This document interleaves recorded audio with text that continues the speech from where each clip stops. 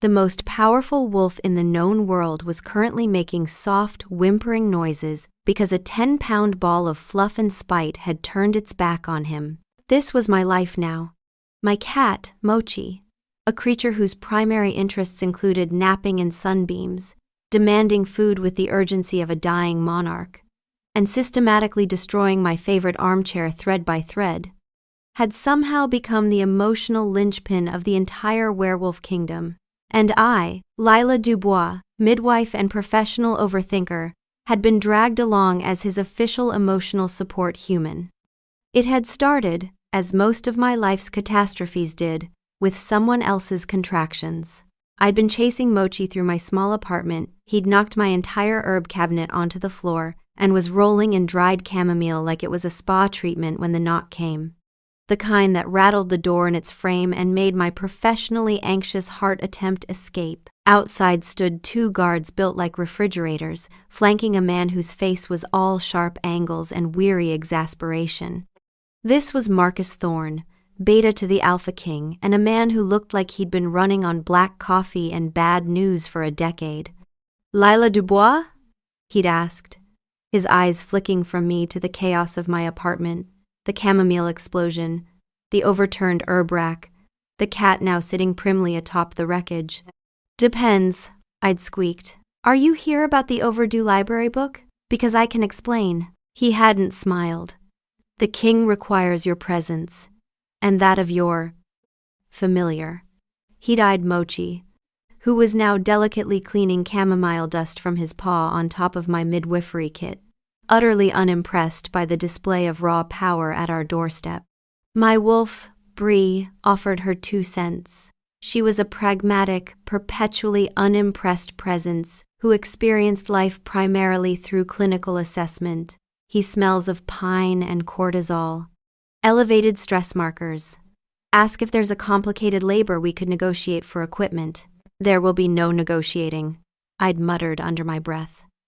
And that's how I found myself in the throne room, Mochi tucked into a carrier he clearly viewed as a personal affront, standing before King Alistair Thorne. He was exactly as the stories described, tall, broad-shouldered, with a presence that sucked all the air out of the room. But the stories left out the dark circles under his eyes and the way he was currently staring at my cat carrier like it held the secrets to the universe. Then his wolf lost its mind. I could see it happen the exact moment Fenrir, the legendary wolf that was said to have felled armies, caught Mochi's scent. Alistair's golden eyes blazed brighter, his hands clenched at his sides, and a whine started somewhere deep in his chest. Not a human sound. A wolf sound, wrenched out of a king's body in a throne room, in front of his entire court. His jaw locked, a vein pulsed in his neck. He was fighting a full shift with everything he had, and he was visibly, catastrophically losing. Marcus pinched the bridge of his nose. "Oh!" A voice slammed into my mind, with the subtlety of a battering ram. Not Alistair's voice. Deeper, wilder, vibrating with the kind of unhinged enthusiasm usually reserved for puppies meeting their first squirrel. An alpha's wolf could broadcast. I knew this theoretically, the way I knew about hurricanes and tax audits, as a thing that happened to other people. A friend. A small, angry, perfect friend. Alistair was shaking now, the effort of not shifting in his own throne room making his broad frame tremble. 2 guards quietly moved a priceless porcelain vase out of range. I let Mochi out of the carrier. He stretched, yawned, and took in the cavernous throne room, the priceless tapestries, and the alpha king of all werewolves, who was now on one knee, hand outstretched, looking like a lovelorn puppy in a body that could bench press a horse. Mochi padded forward, sniffed the king's royal fingers, and then, with the casual disdain only a cat can truly master, turned and began to meticulously wash his hindquarters. The shaking stopped. Alistair's shoulders dropped. His wolf let out one long, mournful note of emotional devastation. "He does not like me." My cat had looked at the Alpha King's wolf like it was a minor inconvenience, and the wolf just accepted that. "His heart rate suggests genuine emotional distress," Bree observed. Over a cat. This is the man who holds the kingdom together. I have concerns about governance. Marcus cleared his throat. As you can see, we have a situation. His Majesty's wolf has formed an attachment. Since this development, His Majesty has been unable to focus, hold meetings, or, and I quote, perform his kingly duties without the silent, judgmental gaze of the tiny cloud beast. I stared at him. The tiny cloud beast? Fenrir's words, not mine, Marcus said, looking like a man who had not slept in a calendar year. We need you to stay at the castle, with the cat, until we can figure this out. Ask for a dedicated clinic, Bree suggested immediately, with an examination room, a birthing suite, and a proper herb store. This is an opportunity for infrastructure improvement. I have patience to see, I stammered, my brain short-circuiting. There are 3 women in the village due within the month. King Alistair finally found his voice, a low rumble that vibrated through the floor. We will arrange for their care, and you will serve the castle pack. Name your price. His golden eyes were fixed on me, but his wolf's attention was still locked on Mochi, who had decided to sharpen his claws on the leg of the ancient throne. He is clawing the throne of Eldoria, Bree noted with clinical detachment. That is a capital offense in 3 of the 5 ancient texts. However, the 789 Accords supersede the texts on matters of property damage by non-shifter familiars. Fascinating. He likes salmon, I blurted out, and he needs his specific brand of catnip toys, otherwise he gets destructive. Alistair nodded, his expression deadly serious. The royal kitchens will be informed. The royal toymaker will be commissioned.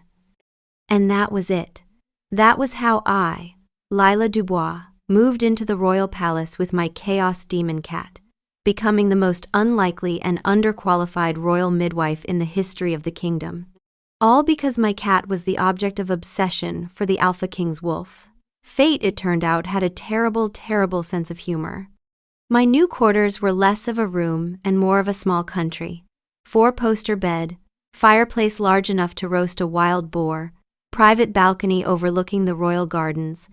Mochi immediately claimed the most expensive rug as his personal litter box testing ground.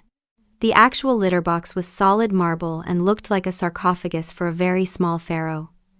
This is acceptable, Bree commented, her voice as dry as day-old toast. The thread count on these sheets is at least 800. Our quality of life has improved by 47%. Our life is a waking nightmare, I hissed back, wrestling a velvet cushion away from Mochi's questing claws. A knock, softer this time, announced the arrival of Marcus. He was holding a stack of papers and looked even more tired than before. Settling in? Mochi is trying to establish dominance over the furniture, I said, pointing an accusing finger at a new scratch on a priceless-looking chaise lounge. It's a battle of wills I am destined to lose. Marcus sighed, a sound that carried the weight of 1,000 ignored royal decrees. His Majesty has cancelled his afternoon council meeting to observe the subject's napping patterns. The subject is the cat. He rubbed his temples. The Sunstone Treaty Summit with the mountain clans is in 2 weeks. The envoys are arriving next week. I need the king functional by then. The Sunstone Treaty, Bree supplied instantly. The king's signature policy. Peace with the mountain clans. After 3 generations of territorial conflict. If the summit fails, the traditionalist faction in court will use it to undermine his authority. The political ramifications are extensive, I offered. I was going to say catastrophic, but extensive works if you prefer understatement. You want me to use my cat to manage the king's emotional state? I asked Marcus. Preferably before the summit, Marcus said. The mountain clan envoy Sigrid Skyrunner arrives in 6 days. She is formidable. She is unimpressed by most things. And she will not take kindly to a king who is unable to maintain eye contact because his wolf is staring at a cat. Right. No pressure. The first night was an education in humility. Mochi, freed from his carrier and installed in our palatial new quarters, conducted a systematic assessment of every surface, fabric, and breakable object in the room. I use the word assessment loosely. What he actually did was wage a one-cat war against the concept of royal property. He started with the curtains' heavy brocade things embroidered with the Thorne family crest in gold thread. He scaled them like a mountaineer and swung from the top by his claws, while I made noises that frightened small animals and amused cats. Then the bookshelf, where he knocked 3 leather-bound volumes onto the floor with the precision of someone conducting an experiment in gravity. Then a small porcelain wolf figurine that turned out, based on the sound it made shattering, to be worth more than my annual income. The figurine was a 3rd dynasty artifact, Bree noted. Circa 1340. It is irreplaceable. He's a cat, I said helplessly, scooping Mochi off the mantelpiece before he could reach the oil painting. He doesn't understand dynasty. He understands cause and effect. He pushed the object, it fell. He watched it break. He is now considering the oil painting. His understanding of dynasty is irrelevant. His understanding of physics is excellent. I barricaded the painting with cushions, locked Mochi in the bathroom, and collapsed into the enormous bed. The mattress was so soft I felt like I was being slowly swallowed by a cloud. The silence was absolute, no street noise, no rattling pipes, just the deep, ancient quiet of a castle that had been standing for centuries. From the bathroom, I could hear Mochi methodically shredding the hand towels. Sleep quality tonight will be suboptimal, Bree predicted. She was right. Later the next afternoon, I found Alistair in the Royal Library. It was a breathtaking space, with shelves that soared to a vaulted ceiling painted with constellations. And there, in the middle of it all, was the Alpha King, sitting on the floor with a piece of string, trying to entice Mochi to play. Mochi was sitting on a stack of ancient scrolls, pointedly ignoring him. Alistair looked up as I entered, a flush creeping up his neck. He quickly dropped the string. I was conducting research. On feline engagement strategies? I asked, raising an eyebrow. On ancient battle formations, he corrected, a little too quickly. He stood up, brushing dust from his impeccable trousers. Your familiar is a challenging adversary. He's a cat, I said. His primary motivations are food and warmth. His secondary motivation is chaos. He's not deep. Blasphemy! Fenrir roared, the broadcast hitting my mind at full volume. He contains multitudes. He is a poem written in shadow and disdain. Alistair winced, clearly getting the full blast of his wolf's overwrought poetry. My wolf disagrees. He ran a hand through his dark hair, the picture of frustrated royalty. He says Mochi is the key. The key to what? He's not specific on that point, Alistair admitted, looking miserable. It's mostly just yelling cat and then demanding we get closer. I couldn't help it. A small laugh escaped me. Alistair looked at me, surprised, and for a second, the kingly facade dropped. He was just a man with a very strange dog problem. What does your wolf say? He asked, his golden eyes curious. I hesitated. No one ever asked me about Bree. She was my quiet, internal companion, the calm center to my storm of anxiety. She says you're all being ridiculous, I said honestly. I said it was illogical, Bree corrected. There is a difference. Ridiculousness implies a degree of entertainment. This is merely inefficient. Alistair actually chuckled. It was a low, rusty sound, as if he hadn't used it in a while. An efficient wolf. I envy you. At that moment, Mochi, having grown bored of the scrolls, hopped down from his perch. He sauntered over, not to Alistair, but to me. He wound himself around my legs, purring like a tiny motor. I reached down and scratched him behind the ears, and he leaned into my hand. I looked up and saw Alistair watching us. The look on his face wasn't kingly, it wasn't annoyed, it was soft. And for the first time since this whole mess started, my heart didn't feel like it was trying to escape. It just felt warm. Alistair cleared his throat and looked away, his cheeks turning faintly red. I should go. Council business. He practically fled the library, leaving me alone with my purring cat and a whole new level of anxiety. This was no longer just about the cat. This was about the king. And that was infinitely more terrifying. His departure was abrupt, Bree noted. Elevated heart rate, dilated pupils. These are consistent with either acute embarrassment or the early stages of romantic attachment. I will require additional data points to determine which. Please stop diagnosing the king, I whispered. I am diagnosing everyone. It is my process. The next few days settled into a bizarre routine. Mornings were mine, and they were nothing like the quiet village practice I'd left behind. The clinic I'd been given was a dream. 2 examination rooms, a birthing suite with a copper tub, a wall of shelves for my herbs, and windows that let in the kind of light you could actually see by during a midnight delivery. Bree was in heaven. The ventilation is superior. I am revising our quality of life improvement upward to 62%. I unpacked my kit, the clamps and scissors, the bundles of dried raspberry leaf and shepherd's purse, the tinctures of blue cohosh I'd blended myself, the battered notebook where I tracked every delivery I'd ever attended. 47 as of last month. Not a single loss. I was 24 years old, and that number was the thing I was proudest of in the entire world, and also the thing that terrified me most, because one day the streak would end and I didn't know who I'd be after that. You will be a midwife who has lost a patient, Bree said, when I made the mistake of thinking this near her. Like every midwife before you, it is not an identity. It is a statistic. Focus on the work. She was right, clinically. She was always right, clinically. That was the problem. The castle pack was not short on pregnant wolves. Within 2 days, I had 6 expectant mothers on my roster. One of the kitchen staff sat on my examination table, arms crossed. He follows me to the privy. He says it's protective instinct. I say it's grounds for justifiable homicide. Tell your husband, I said, that you are in excellent health, and that if he follows you to the privy one more time, I will prescribe bed rest at your mother's house. She grinned.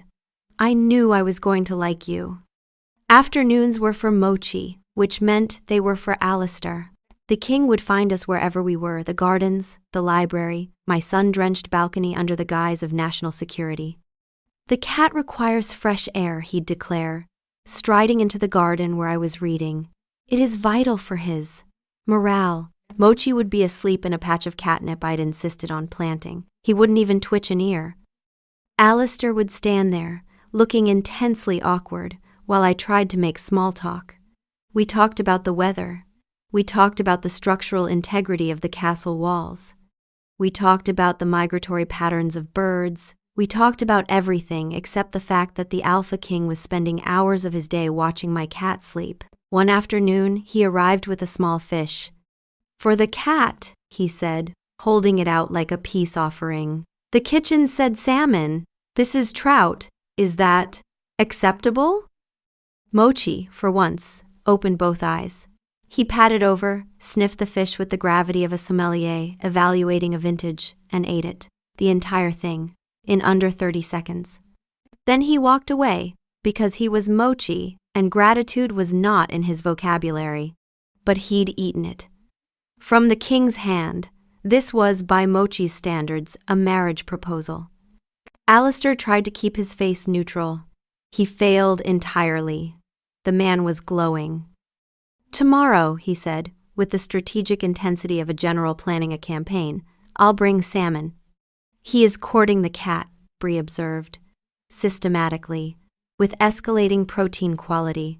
This is either endearing or a sign of significant executive dysfunction, possibly both. It was both, and I was starting to look forward to it, which was a problem I was not ready to examine. On another occasion, I came back from the clinic to find Alistair crouched behind my balcony railing, watching Mochi through the slats like a wildlife documentary host, observing a rare species. He'd been there, based on the position of the sun, for at least 40 minutes.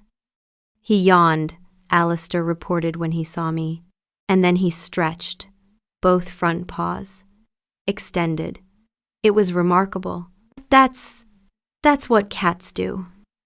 Not like this, Alistair said, with absolute conviction. This was different. It was not different. It was a yawn. But the most powerful wolf in the territories had watched it like it was the sunrise, and I didn't have the heart to tell him otherwise. Around us, the castle moved to its own rhythm. Wolves were everywhere, and I don't mean metaphorically.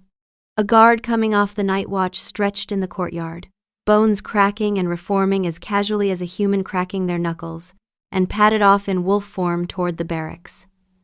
3 pups couldn't have been older than 6 shrieked around a fountain, flickering between human and wolf forms mid-chase, their laughter becoming yips and back again. A massive gray wolf napped in a patch of sun by the armory, and no one batted an eye when he shifted back to human form to answer someone's question, then shifted right back to keep napping. "This is how it should be," Bree observed quietly, shifting as breathing. "Not an event, not a crisis, just life." She was right, and watching it made me aware of how long it had been since I'd shifted myself. Weeks, maybe longer.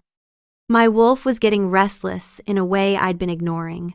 A low-frequency itch behind my ribs that I'd attributed to anxiety because I attributed everything to anxiety. The morning pack run changed everything. I hadn't planned to join. Marcus had mentioned it in passing. Dawn, East Courtyard. "You're welcome, but not required," and I'd filed it under things intimidating people do that I will avoid. But Bree had other plans. "You haven't shifted in 23 days, she informed me at 4:45 in the morning. "My fur is theoretical at this point. This is unsustainable. We are going. We are sleeping. We are going, or I am going to narrate the clinical presentation of every patient we saw yesterday in exhaustive detail, including the hemorrhoid consult. The choice is yours." So I went. The East Courtyard was gray and damp with early mist, and about 20 wolves were gathered in various stages of pre-run stretching. Some were already shifted, massive, shaggy forms pacing and yawning and sniffing the morning air. Others were human, pulling off boots and shirts, the casual nudity of pack life that I was still not entirely used to. Alistair was there, already shifted.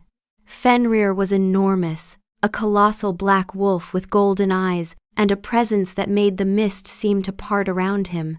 He saw me, and his tail gave one dignified wag before he caught himself and went back to looking regal.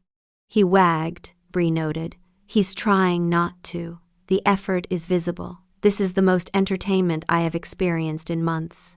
I found a spot behind a pillar, stripped quickly, and let the shift take me. It hurt, the way it always hurt, a deep, bone-level ache that was also, somehow, a relief. Like stretching a muscle you'd been holding clenched for too long. The world exploded into scent and sound. Wet stone, pine, the musk of 20 wolves, dew on grass. Something warm and electric that was Alistair's scent, closer than expected. And then we ran. The pack moved like water through the castle grounds and into the forest beyond, a river of fur and muscle pouring through the dawn. Bree ran with an efficiency that bordered on smugness, her cream-colored form weaving between the larger wolves. The ground was soft under our paws. The air tasted like rain and green things and the wild, sharp joy of being exactly what we were. For 10 minutes, I forgot to be anxious. For 10 minutes, I was just a wolf running with her pack, and it was the freest I had felt in years. Fenrir ran at the front, as an alpha should, but he wasn't leading how I'd expected. He was reading the pack, adjusting. When a younger wolf flagged at the hill, he slowed. When another surged forward, Fenrir let him pull ahead, conceding the small victory. This was how Alistair led, not from above, from within. Bree filed this observation away without comment, which was how I knew it mattered. We circled back as the sun broke through the mist, shifting back in the warm light, breathless and human again. Serotonin levels. Significantly elevated, Bree reported. We will be doing this again tomorrow. We will absolutely be doing this again tomorrow, I agreed, still catching my breath. Alistair, human again and pulling on a shirt, caught my eye across the courtyard. He didn't say anything, he just nodded. A small, private thing, like he was glad I'd come. He was pacing himself to match our speed for the last kilometer, Bree informed me, and Alpha adjusting his stride for a smaller wolf. In pack behavioral terms, this is, I do not need pack behavioral analysis right now, thank you. Significant, the word was significant. I found Alistair's wolf before I found Alistair.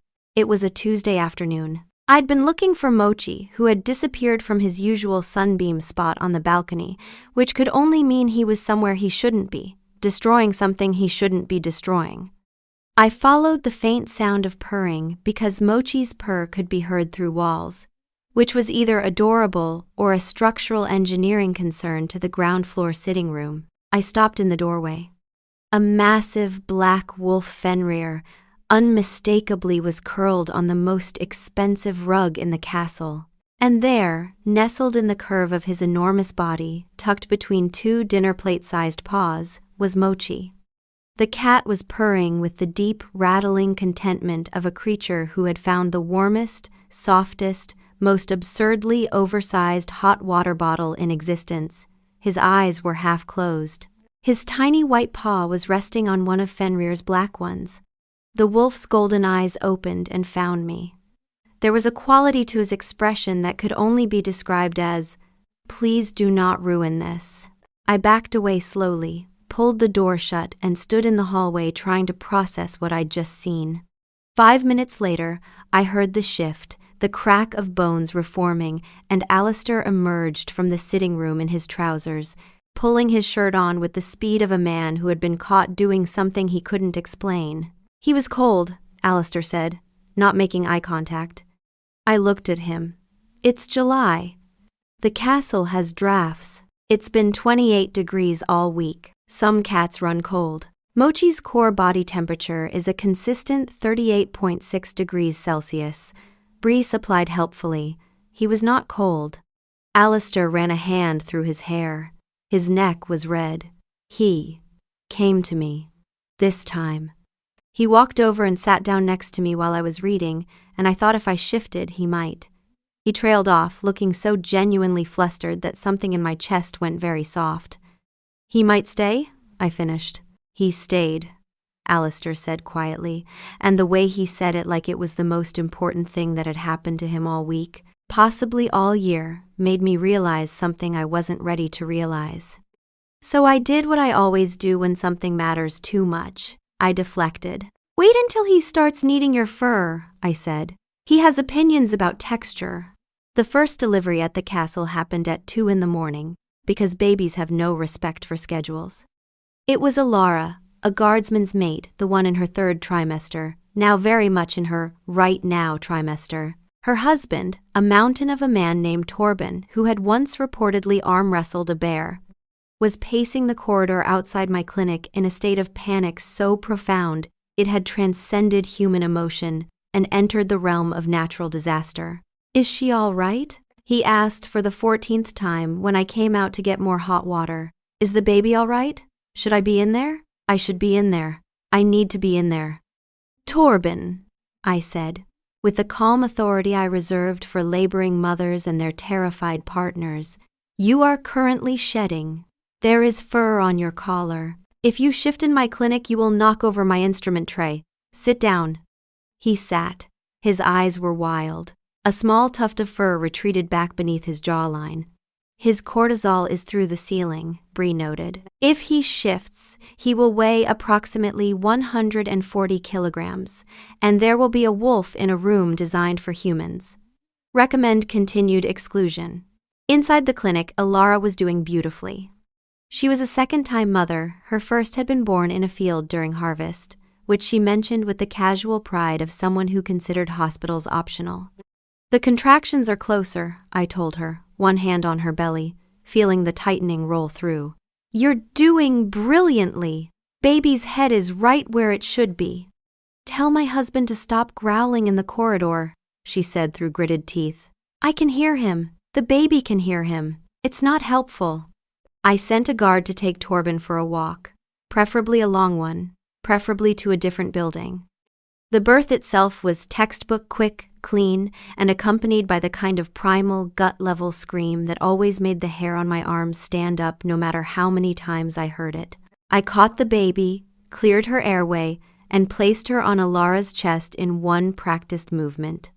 The cry that followed, small and furious and entirely alive, was the sound I built my entire life around. Then the baby shifted. Not fully newborns couldn't manage a full shift. But her tiny fists sprouted a fine covering of tawny fur that receded almost immediately, and her cry warbled between human wail and something higher, wilder, a wolf pup's first howl compressed into a sound no bigger than a hiccup. Neonatal microshift, Bree observed. Common in high-alpha bloodlines. Duration, 1.3 seconds. No intervention required. Heart rate stable at 142. APGAR score, 9. "She's perfect," I told Alara, who was crying and laughing simultaneously, which was the correct response to having just produced a human being. "She shifted," Alara whispered, touching the baby's cheek. "Just for a second. That's normal for strong bloodlines. It means her wolf is already awake." I smiled. "She's going to be trouble." From the corridor, Torben's howl of joy rattled the windows. He'd clearly been told. The entire eastern wing of the castle probably knew by now. I cleaned up, made notes, checked the baby's latch, and showed Alara the swaddling technique that would keep a micro-shifting newborn from wriggling free. By the time I left the clinic, it was nearly dawn, and I was running on the specific kind of exhaustion that was also, somehow, the closest thing to happiness I knew. Alistair was in the corridor, not hovering, not intruding, just standing by the window at the far end, looking out at the pre-dawn gray, holding 2 cups of tea as if he happened to be there by coincidence, and also happened to have an extra cup. "I heard the howl," he said. "Torben has woken the entire guard rotation. Marcus is handling it." He held out the tea. "Raspberry leaf? Your clinic smells like it," I guessed. I took the tea. It was exactly the right temperature, which meant he'd been waiting and reheating it, which meant he'd been there longer than he wanted to admit. "Mother and baby are fine," I said. "Girl, strong heartbeat." She micro-shifted. Something moved across his face, not surprise, but recognition. A king hearing that his pack had grown by 1. "Thank you, Lila." I sipped the tea and leaned against the wall, too tired to maintain my usual fortress of awkward deflection. This is what I do. It's not heroic, it's just the thing I'm good at. He looked at me, the dawn light catching the gold in his eyes. "The thing you're good at is bringing people into the world safely. That seems fairly heroic to me." "He is correct," Bree said. "Accept the compliment. Your deflection rate is approaching clinical significance." I stared at my tea because looking at him felt dangerous. "Thank you for the raspberry leaf." "It was selfish," he said. Fenrir demanded I check on the small cloud beast's human. Direct quote. I laughed too loud, too tired, too honest, and Alistair watched me laugh with an expression I filed under "things I am not allowed to think about at 4 in the morning." The castle had its own ecosystem, and the clinic was at its center. The previous healer had retired 2 years ago, leaving a gap everyone had been quietly navigating around. Within a week, I wasn't just the midwife. I was the one people came to guards with old injuries, kitchen staff with morning sickness, an elderly council member self-medicating his arthritis with whiskey, 3 pups who had eaten something they shouldn't have in the forest. I made tinctures and poultices, set crooked bones, and brewed the nausea tea that had become my signature: ginger, peppermint, fennel, and a secret ingredient I refused to disclose because mystique was my only professional advantage. "The secret ingredient is honey," Bree said. "It is not mysterious. It's mysterious if no one knows." "I know. You know. The bees who produced it know. This is a very shallow mystery, Lila." The pups started showing up at the clinic at precisely 9:15 each morning. Not because they were sick, but because I kept a jar of honey drops on my desk, and word had spread through the under 10 population with the speed of wildfire. They'd arrive in their smallest, most adorable wolf forms, ears flattened in performance-grade innocence, and sit in a row outside my door. "You are being manipulated by children," Bree observed. "I am aware. Your awareness does not appear to affect the outcome. You are still distributing honey drops. They're good for sore throats. None of them have sore throats." I was becoming essential. The guards nodded to me in the corridors. The kitchen staff saved me a plate at odd hours. Mothers-to-be booked appointments weeks in advance. And when I walked through the castle, people said my name, not the cat girl, not the king's odd guest, but Lila, as if I belonged here. "You are becoming a load-bearing wall," Bree observed one morning, as I mixed a batch of the nausea tea, and 2 pregnant wolves materialized from nowhere at the scent. "Essential things are difficult to remove. I'm not strategizing, I'm working. Everything is strategy, even medicine.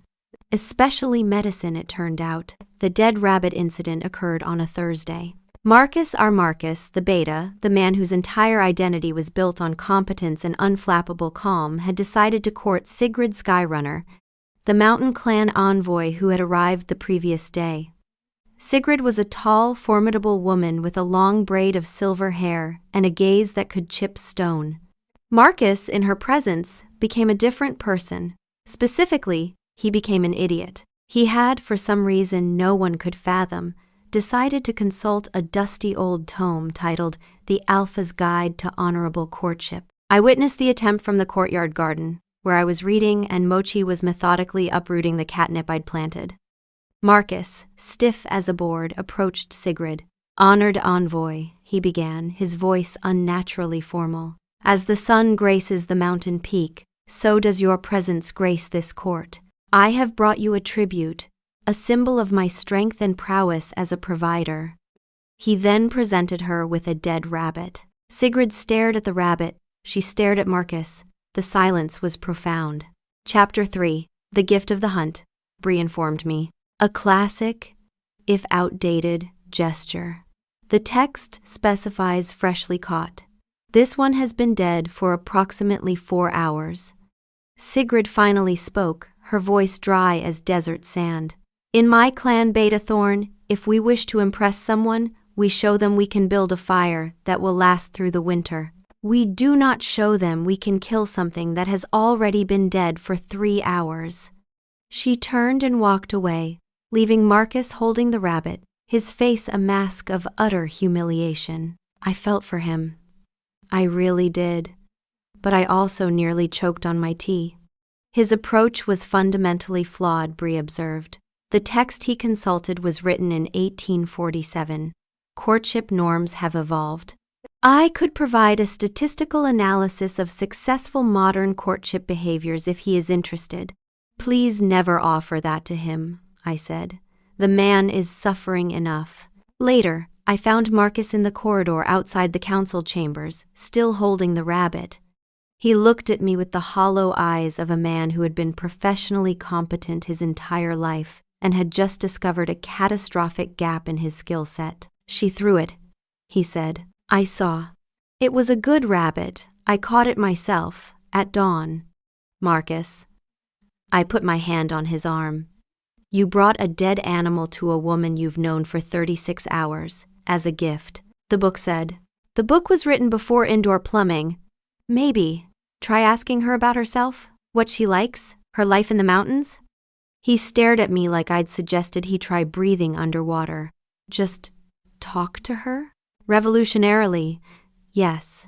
He looked down at the rabbit, then at me, then back at the rabbit. "I'm going to go bury this," he said quietly, and walked away with the dignified bearing of a man who was absolutely going to try talking to her, and was absolutely going to be terrible at that too. 3 days before the summit, Alistair found me in the clinic at midnight.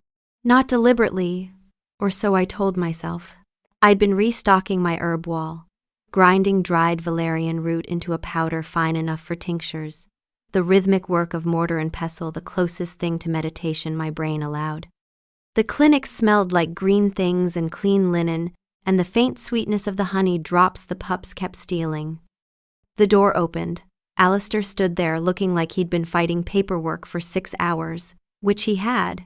His shirt was untucked, sleeves rolled to the elbows, no crown, no formal jacket. He looked like a person. "You can't be here," I said, not looking up from my mortar. "This is a restricted area. I'm the king. No area is restricted. This area is restricted by valerian dust. It's a sedative. If you breathe enough of it, you'll—" I glanced up. He was already inside, looking at the rows of labeled jars with the focused curiosity of someone examining a battlefield map. "You'll get very sleepy and say things you'll regret." "I already can't sleep and I already regret most of what I say," he said, "so the risk seems manageable." He picked up a jar, examined the label. "Shepherd's purse. What's it for?" "Postpartum bleeding. It's a uterine tonic." I watched his ears go red. "You asked?" I did. He put the jar down carefully and picked up another. Blue cohosh. Labor induction. When a baby's overdue and needs encouragement. "You made this yourself?" "Grew the cohosh, dried it, blended the tincture. Took me about a year to get the concentration right. Too weak, and it does nothing.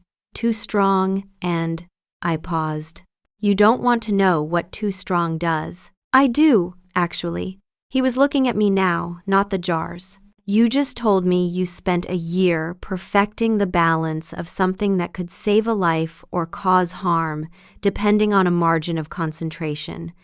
And you're 24 years old, and you've never lost a patient." "How do you know that?" Marcus told me. "He also told me you delivered Elara's baby at 2 in the morning, stayed until dawn to make sure the latch was right, and then went to your morning clinic without sleeping." "That's not remarkable. That's Tuesday." "It's remarkable," he said quietly, "and the fact that you don't think so is also remarkable." There was a silence in which the mortar and pestle suddenly felt very heavy in my hands, and I became aware that the clinic was warm and it smelled like herbs and clean linen, and that he was standing on the other side of my work table looking at me like I'd said something important without knowing it. "The things that save people's lives," he said, "aren't supposed to be easy to make, are they?" "No. The things that matter never are." "The things that matter," he repeated quietly, "are supposed to be hard." "He is applying that statement to something other than herbal tinctures," Bree observed. "His pupils are dilated. His breathing has changed. This is a significant emotional moment disguised as a conversation about pharmacology." "Would you like some valerian tea?" I asked, because I am, at my core, a coward who deflects with remedies. "It'll help you sleep." "Yes," he said. "I would like all the valerian tea, every batch. I would like to be the official recipient of everything you make when you think no one's paying attention." There was a silence in which I became aware that we were not talking about tea. And then we were both talking about tea again, very quickly, very deliberately, and the moment was over, but it wasn't gone. It was just waiting. "Noted," Bree said. "Filed under evidence." The summit loomed closer, and with it, Alistair changed. Not dramatically, not in a way anyone else would notice, but I noticed, because noticing had become my primary occupation. The morning runs got shorter. His visits to wherever Mochi was napping became briefer. The shadows under his eyes returned. One evening, I left a jar of my sleep tincture outside the council chamber where he'd been locked in negotiations for 7 straight hours. I'd written on a label, "For strategy, 2 drops in water, not 3, N." The empty jar came back the next morning with a note in his handwriting. "Slept 6 hours. Better strategy than anything in that room. I may have used 3 drops. Don't tell my midwife." "He called you his midwife," Bree noted. "Possessive pronoun. Worth tracking. It's a figure of speech. It is a figure of something." I found him that night on the battlements, staring out at the dark forest. He looked like a man carrying something too heavy, and too old to put down. My father held this summit once, he said, without turning around. He'd heard me coming, of course he had. 20 years ago, it ended with a border skirmish that killed 14 people. He called it a success because we held the territorial line. I stood next to him, not touching, just present. The wind smelled like pine and the coming rain. He ruled through force, through fear, and it worked. In the way that fear works, you get compliance. You get silence. You get a kingdom that obeys you and a court that despises you, he paused. He died in this castle, and 3 people came to mourn him. 3, out of a kingdom of thousands. His hands were gripping the stone wall, not clenched in anger, just holding on. I don't want to be him, he said. I want the treaty to work because it's right, not because I forced it. But every time I sit in that room and they push back, every time Sigurd's envoy tests me, I can feel his way pulling at me. The easy way. Demand, command, make them comply. He is describing an inherited behavioral pattern reinforced by environmental conditioning, Bree murmured. The fear of becoming one's parent is not the same as becoming them, but the fear itself can become self-fulfilling if it leads to paralysis. He wasn't asking for advice. He was just saying it out loud, maybe for the first time, to someone who wasn't a political ally or a court strategist, just to a midwife standing next to him in the dark. You're not him, I said. You're the king who sat on the floor with a piece of string trying to make a cat like him. That's not force, that's patience. They're not the same thing. He turned to look at me. In the moonlight, his eyes were gold, and there was something in them that looked like it hurt. Is that how you see me? He asked. A man with string? I see a man who could make everyone in this castle do whatever he wanted, I said. And instead he's losing a battle of wills to a 10-pound cat, and he's losing on purpose. Because winning that way would mean being someone he doesn't want to be. I shrugged. That's not weakness. That's the hardest kind of strength. He didn't say anything for a long time. The wind moved through the battlements. Thank you, Leela, he said finally. And the way he said my name made it sound like it mattered. The summit went as summits go, tense, exhausting, and punctuated by Marcus's increasingly desperate attempts to impress Sigrid Skyrunner, who was beginning to acknowledge his existence with something other than contempt, which Marcus was interpreting as a major victory. But it was the second day of the summit that changed everything, and it had nothing to do with treaties. Sigrid's niece, a young mountain clan wolf named Kira, who had traveled with the delegation, went into labor 6 weeks early, in the middle of the night, in a castle full of lowland wolves who had no idea how mountain clan pregnancies differed from their own. I did. Mountain wolves carried differently denser blood, thinner uterine walls, twice the risk of premature delivery. The standard lowland approach could kill both mother and baby if the placenta detached early. I knew this because I'd read every cross-clan obstetrics text I could find during my training, including a mountain clan manual so old I'd needed 3 dictionaries to translate it. Bree had memorized it naturally. Kira was terrified. She was 19, her first pregnancy, and she was surrounded by strangers in a castle that smelled wrong and sounded wrong and was too warm and too low. Her wolf was fighting to surface panic shift, the body's attempt to protect itself by becoming its strongest form, and shifting during a premature labor could be catastrophic. Look at me, I told her, my hands steady even if my heart wasn't. I know mountain births. I've studied with Healer Voss of the Eastern Ridge. I know your blood runs thicker, and your wolf wants to shift to protect you, and I need you to tell her not yet. Not yet. Let me work. Kira's wild eyes focused on mine. You know Voss? I know her techniques.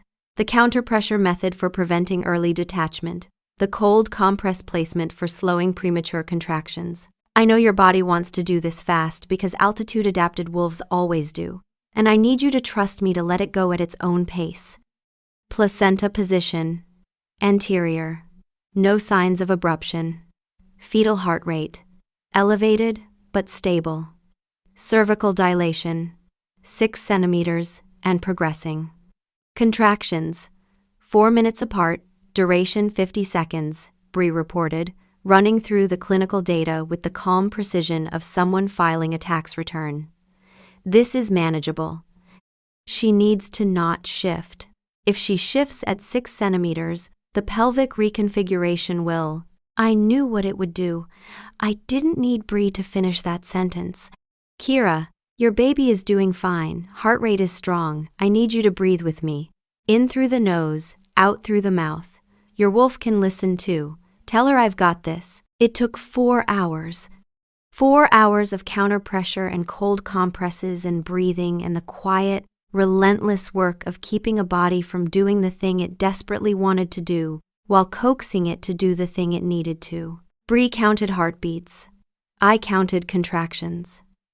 Kira cursed in mountain dialect, and then apologized, and then cursed again, and I told her she could curse in any language she wanted because the baby didn't speak any of them yet. The boy was born small, but screaming. 5 pounds, 2 ounces. No micro-shift mountain clan pups didn't shift until their first full moon. He had his mother's dark hair and a grip strength that suggested he was going to be trouble. Sigrid was in the doorway. I hadn't noticed her arrive. She was watching me wrap the baby in the warmed blanket I'd prepared, watching me check Kira's bleeding, watching me do the quiet, unglamorous work of making sure everyone survived the miracle. You know Healer Voss's method, Sigrid said. It wasn't a question. I studied it. I've never had to use it until tonight. It worked. It worked. Sigrid looked at me for a long moment, then she looked at the baby, then she did something I hadn't seen her do since she'd arrived at the castle. She smiled. My brother will want to name the boy after his grandfather, she said. I will want to name him after the lowland midwife who saved his life. There will be a negotiation. I expect I will win. She is offering to name the child after you, Bree translated unnecessarily. In mountain clan culture, this is the highest honor a healer can receive. A mountain child bearing a lowland name signals cross-clan unity. I don't know what to say, I managed. Say you'll come to the mountains when the snows melt, Sigrid said. We need a midwife who reads our old texts. The current one is 93 and has strong opinions about everyone's birth plan. In the morning, the final treaty negotiation lasted 40 minutes instead of the scheduled 4 hours. Sigrid signed first. When asked later what changed, she said only, "The lowlands have resources we need." She was looking at me when she said it. Alistair looked at me across the council chamber with an expression that was neither diplomatic nor strategic. It was the look of a man watching someone he cared about be recognized, and it hit me below my ribs. This is what competence looks like when it is recognized, Bree informed me. The correct response is to accept the validation rather than immediately undermining it with self-doubt. I undermined it with self-doubt. Because of course I did. Predictable, Bree sighed. Because the summit was over. The treaty was signed. Alistair didn't need a distraction anymore. Marcus didn't need me to keep the king functional. The purpose that had been propping me up, be useful, be needed, be the reason they can't send you home, evaporated overnight. And underneath it was the same old thing. The quiet certainty that I didn't belong here, that I was taking up space meant for someone more important. I started pulling back, skipped the morning run, stopped leaving sleep tinctures outside the council chamber, stopped sitting in the garden where Alistair would find me. When he came by with the afternoon fish, wild-caught king salmon now, an escalation that would have been romantic if it weren't directed at a cat, I made excuses. Tired, busy, fine. The pups stopped showing up because I'd locked the clinic. The honey drop jar gathered dust. Alistair noticed. Of course he noticed. He was a wolf. He could smell my mood from 3 corridors away, which was a fact I tried very hard not to think about. Lila, he said one evening, catching me in the hallway. Are you all right? Fine, I said, with the smile I'd been practicing since childhood.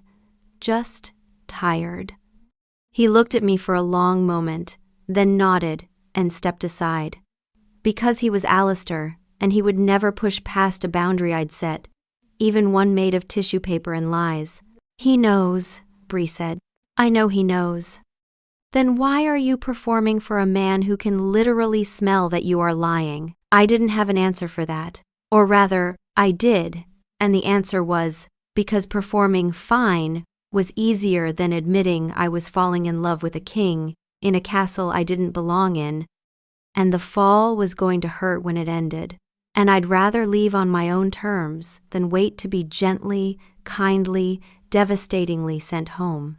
You are self-sabotaging, Bree said on the third morning I stayed in bed. I'm being realistic. You are constructing a narrative in which your departure is inevitable, and then behaving in ways that make it true. This is extremely irritating to watch from the inside. Your wolf would like to run. Your hands would like to deliver the Harker baby, due in 6 days. You are overruling everything based on a hypothesis that has not been tested against evidence. This is bad science, Lila. I pulled the pillow over my head. Bree let me keep it there for exactly 4 minutes before continuing.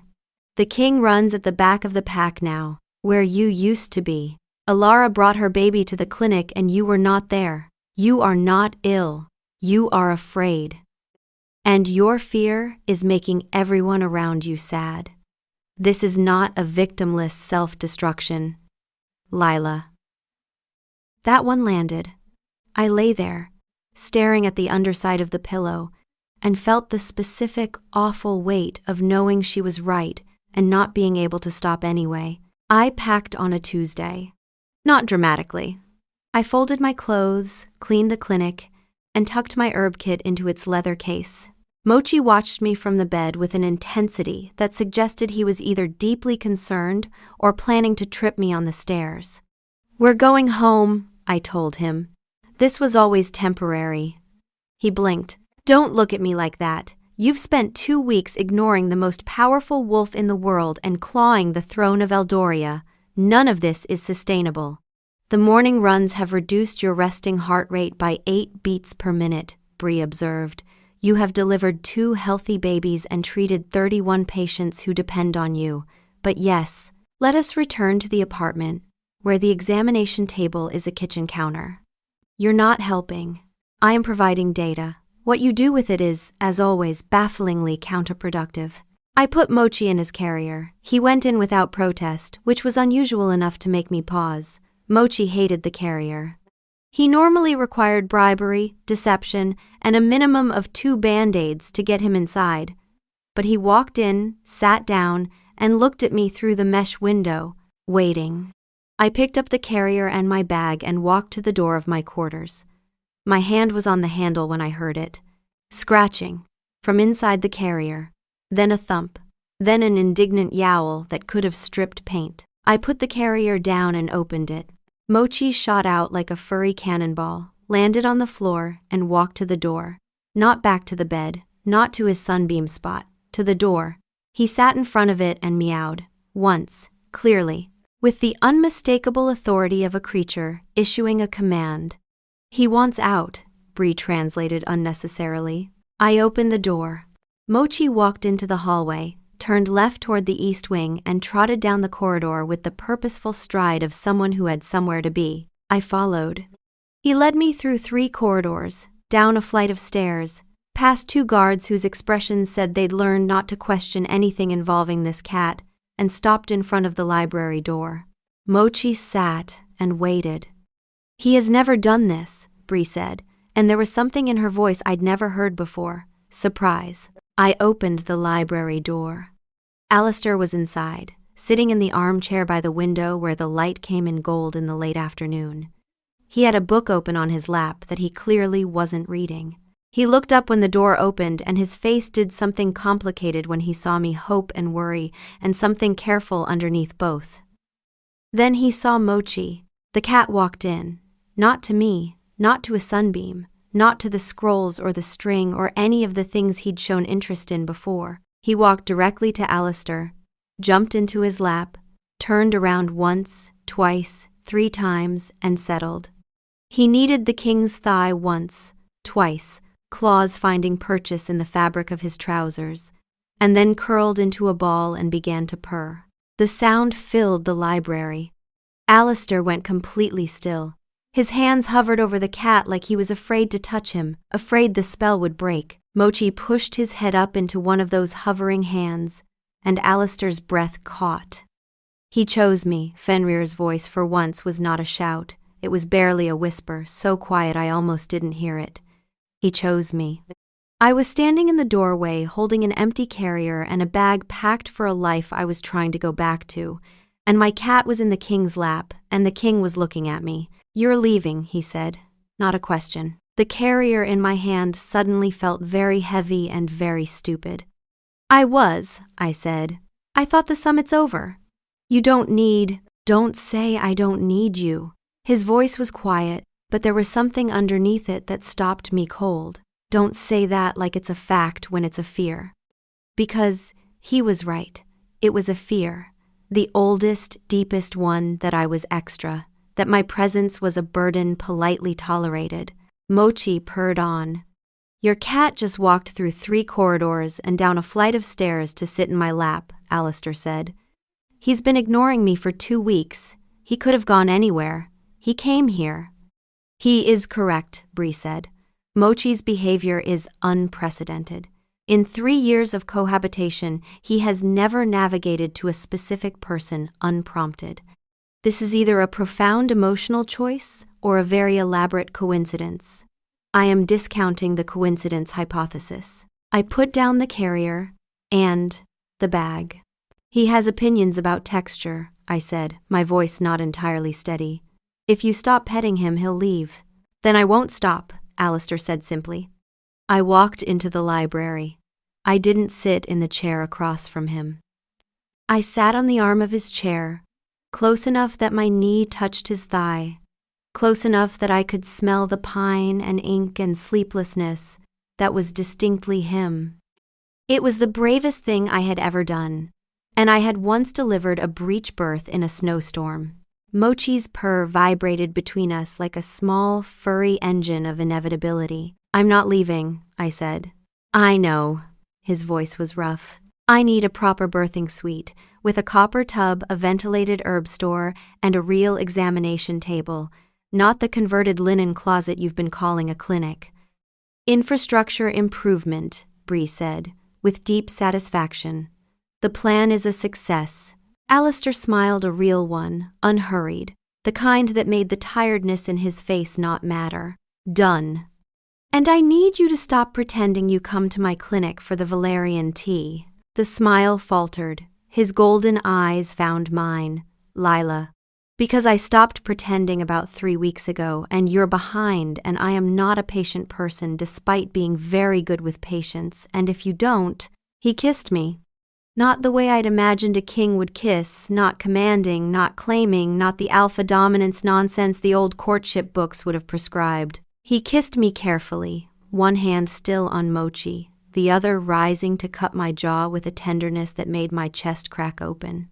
His lips were warm, and he tasted like the tea I'd left him, and he kissed me like I was something that mattered and might break, and he would rather die than be the one to break it. Mochi, displaced by the shift in geometry, jumped off Alistair's lap with an indignant chirp and resettled on the windowsill. I pulled back just far enough to breathe. His hand was still on my jaw. His thumb traced my cheekbone, and his eyes were bright and very close and very open, and I realized I had never seen him without his armor before, not the physical kind, the other kind, the kind that kings wore every waking moment. 3 weeks, he said. "At least. I've been pretending since the throne room." I laughed, a wet, shaky thing that was more relief than humor. "That's embarrassing for you." "Deeply," he agreed, and kissed me again, slower this time, deeper, his hand sliding from my jaw to the back of my neck, and I leaned into him and let myself have this, just this. The golden light and the old books and the sound of a cat grooming himself on the windowsill and the feeling of a man who had been patient enough to wait for me to stop running.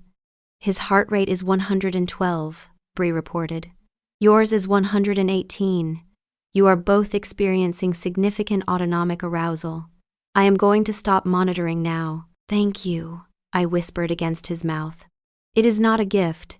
It is self-preservation. Some data I do not need." The days after that were different, in ways that were both enormous and very small. The king was courting me, not my cat, not my clinic, me. And it happened in the margins, not in grand gestures. In the spaces between, he started appearing at my clinic in the mornings with tea. Not the raspberry leaf he'd graduated to a blend he'd asked the kitchen to make, specifically chamomile and honey and something smoky I couldn't identify, and he'd lean against the doorframe while I organized my herb shelves and we'd talk about nothing. The weather. A council decision that was annoying him. Whether Mochi had destroyed anything new, his shoulder would brush mine when I reached past him for a jar, and neither of us would move away. He is manufacturing proximity, Bree observed. The doorframe lean is strategic. He is placing himself in your movement path so that incidental contact appears organic. It is not organic. It is engineered. Let me have this, I said. I am merely noting the methodology. It is competent. One evening he found me on the balcony, watching the sunset turn the mountains pink. He stood behind me, close but not touching, and I could feel the heat of him through the thin linen of my shirt. The not touching was louder than any touch would have been. "Is this all right?" he asked, his voice low, close to my ear. Yes. His hand found my waist, just rested there, warm through the fabric. His thumb moved in a slow circle against my hip, and the sensation traveled through my entire body like a current. I leaned back into him, not much, just enough, and his breath caught against my hair. We stood there while the sun went down. He didn't kiss me. He didn't need to. The warmth of his hand on my waist said everything his wolf had been shouting for weeks. Only quieter, only in a language meant just for me. "She is staying," Fenrir broadcast to apparently no one, the volume suggesting he didn't realize he was broadcasting. "She is staying, and she smells like home, and I am going to be calm about this." He was not calm about this. 3 guards in the East Wing exchanged knowing looks. The first time he held my hand, we were walking in the castle gardens at dusk. It wasn't planned. We'd been talking about Kira's baby growing well. Strong lungs, already gripping fingers with the determination of a future clan leader, and our hands had been swinging at our sides, and then they weren't. His fingers laced through mine, warm and certain, and he didn't look at me when he did it. Just kept talking about the mountain clan trade routes as if his hand hadn't just rewritten my entire nervous system. I looked down at our joined hands. His was twice the size of mine, rough-knuckled and scarred from years of things kings shouldn't have to do with their hands, but this one had done anyway. Note: your cortisol has dropped to the lowest level I have recorded since we arrived at the castle, Bree said. His hand-holding appears to have a measurable anxiolytic effect. I recommend continued application. Are you prescribing me hand-holding? I muttered. I am noting a therapeutic outcome. The prescription is your business. It became our thing. Walking the grounds after my evening clinic hours, his hand around mine, Mochi trotting ahead of us like a small, self-important chaperone. We talked about everything, my training, his childhood, the father he was trying not to become, the mother I'd lost too young, the way Bree had been the first voice I'd heard after the grief, and had simply started listing things I needed to do to survive the next hour, and the hour after that, until surviving became a habit. She saved me, I said, and it was the first time I'd said it out loud, not dramatically, not with some big moment. She just kept talking when I wanted to stop. Alistair squeezed my hand. Fenrir did the same for me. After my father died, everyone expected grief. What I felt was relief, and the relief felt worse than grief would have. Fenrir just said... He paused, his voice shifting to something rougher. An impression of his wolf. The bad man is gone. We are still here. Let us run. So we ran. Every morning for a year? I turned to look at him in the fading light. You've never told anyone that. No. The relief. No. I brought his hand up and pressed my lips to his scarred knuckles. He went very still. It wasn't a kiss exactly. It was more like a promise. I will hold this thing you've given me and I will not use it to hurt you. His other hand came up to my face, tilting it toward his. He kissed my forehead, then my closed eyes, then the bridge of my nose. Then, finally, my mouth soft, unhurried, with the specific gentleness of a man who was capable of immense force and had chosen every single day of his life not to use it. When he pulled back, his eyes were bright, and his wolf was being suspiciously quiet, which I'd learned meant Fenrir was experiencing emotions too large for even his volume setting. The intimate moments came in layers. His hand on the small of my back at dinner, a touch so light it was almost not there, a declaration so loud the entire court read it. My head on his shoulder during council briefings. He'd started inviting me to because Mochi liked the acoustics, and he needed morale support, and nobody believed him and nobody said a word. The night I fell asleep after the Harker delivery and woke in my own bed with a blanket I didn't own and a note, "You fell asleep at your desk. I carried you." Mochi supervised. "Please don't be angry." I wasn't angry. I pressed the note to my chest and stared at the ceiling, and felt something I hadn't felt since before my mother died. Completely, unreasonably safe. "Your oxytocin levels are elevated," Bree observed. "This is consistent with pair bonding neurochemistry. We are, I believe, in love. I am noting this for the record." "We?" I said. "Where you go, I go. Your neurochemistry is my neurochemistry. If you are in love, I am in love. I find the experience inefficient but not unpleasant."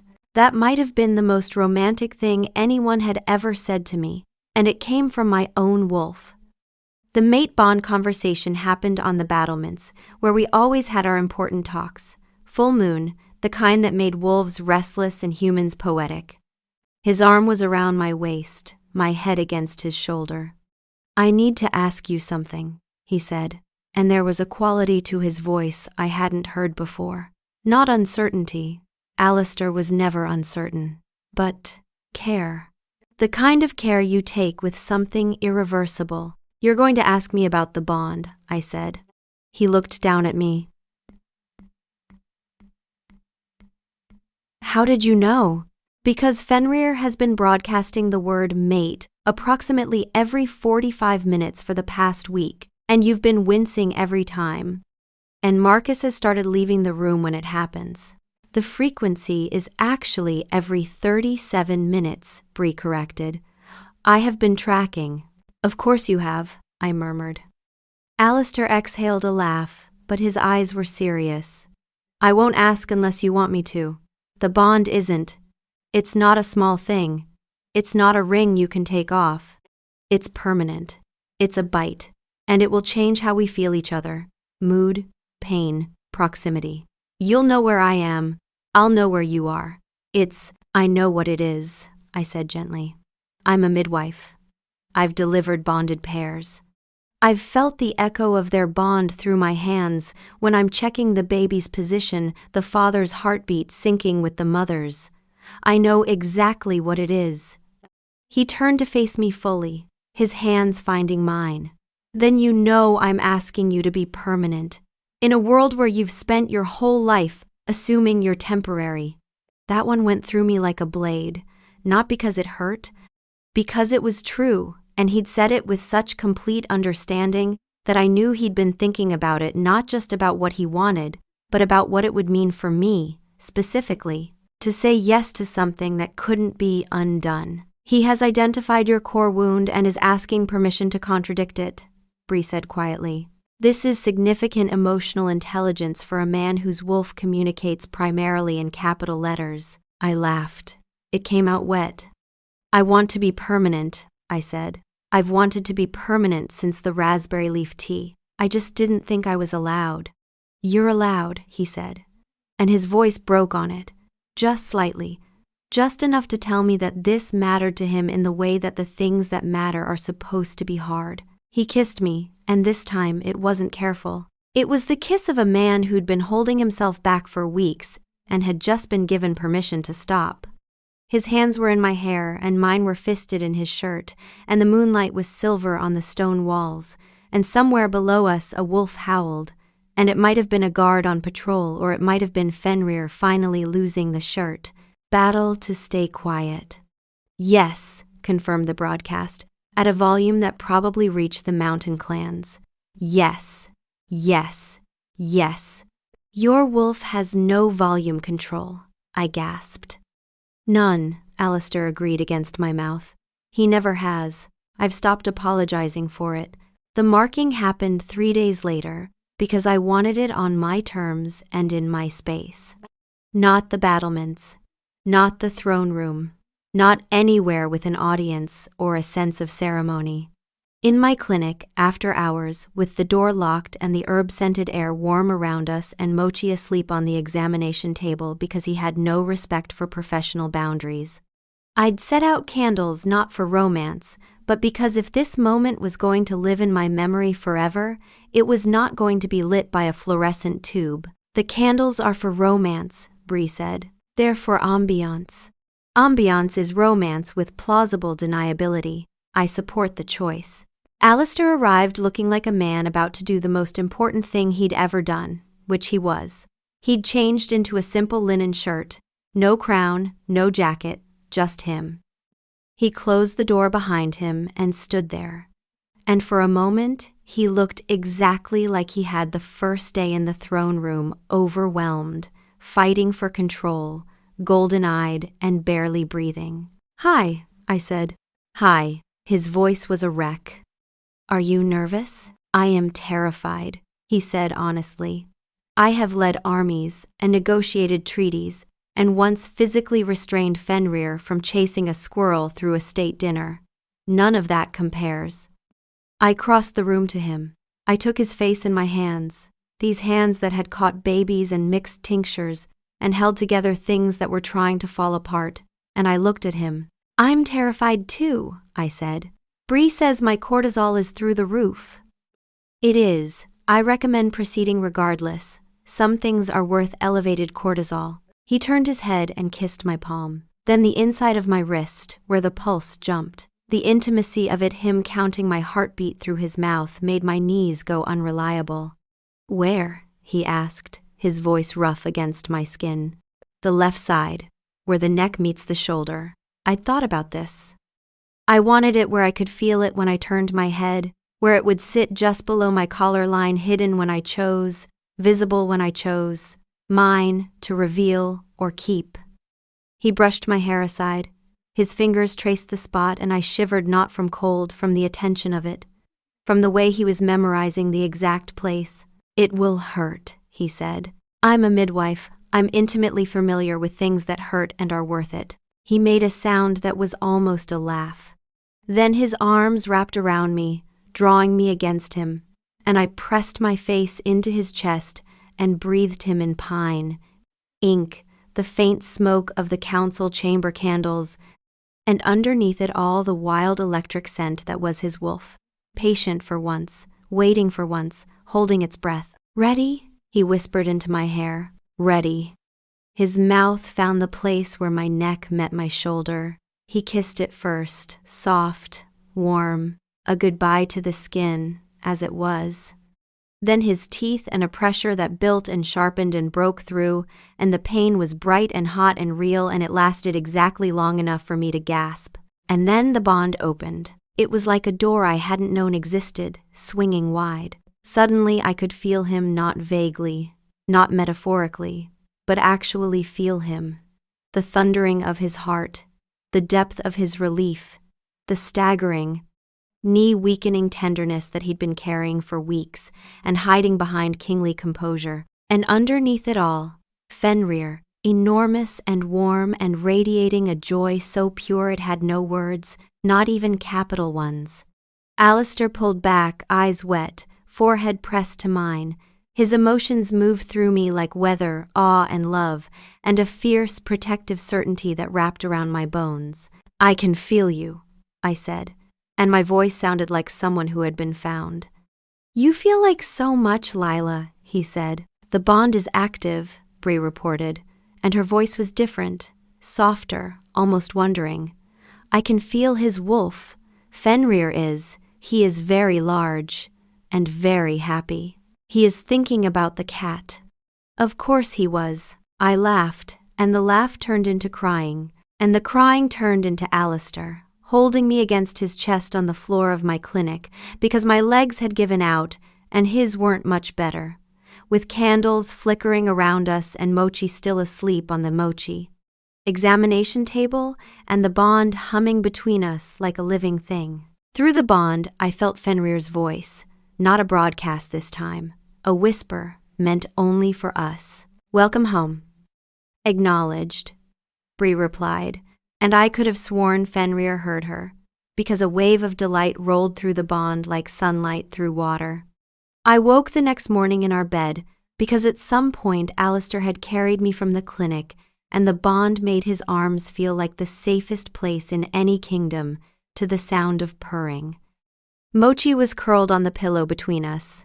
Alistair was asleep on his side, one arm draped over me, his face slack and young-looking in the early light. Through the bond I could feel his dreams formless and warm, threaded with the scent of herbs and the sound of a baby crying and the rumble of a cat.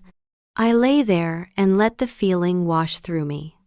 Not happiness, exactly. Happiness was too small a word. This was the feeling of a lock turning in a door you'd been standing outside of your whole life, looking in through the glass, assuming you'd never have the key. "Your resting heart rate is 58 beats per minute," Bree said quietly. "The lowest I have ever recorded. You are, by every metric I have, at peace." "Is that your way of saying you're happy?" "It is my way of saying, the data is good. Make of that what you will." I made of it what I wanted. I pressed closer to Alistair, felt the bond pulse warm between us, and watched the morning light find Mochi's fur and turn it gold. Outside, the castle was waking. A guard shifted in the courtyard. The pups were already shrieking between forms by the fountain. Somewhere in the east wing, Marcus was rehearsing what he would say to Sigrid about the fire-building lesson he'd finally mastered, and somewhere in the mountains, a baby named for a lowland midwife was sleeping in his mother's arms. In the bedroom, a king slept, and a midwife lay beside him, and a cat purred between them, and the bond sang the quiet, steady note of two people who had found each other the hard way, which was the only way that lasted. And Bree, who had kept me alive through grief and anxiety, and 49 successful deliveries, and the terrifying, illogical, utterly unscientific experience of falling in love, finally allowed herself the luxury of not monitoring anything at all, which, for her, was the highest possible compliment